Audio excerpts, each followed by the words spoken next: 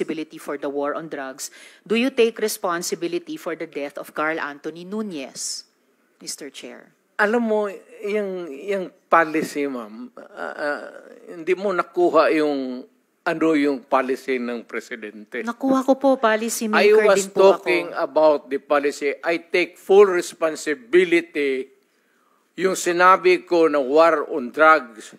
You said, Pero sir, kung you can hold me responsible for any specific death. crime, Yes, sir. You spoke hindi about pwede yan. You spoke about specific At saka, crimes. kung sabihin ko, I will take full responsibility, magdating tayo sa korte, hindi naman tatanggapin yan.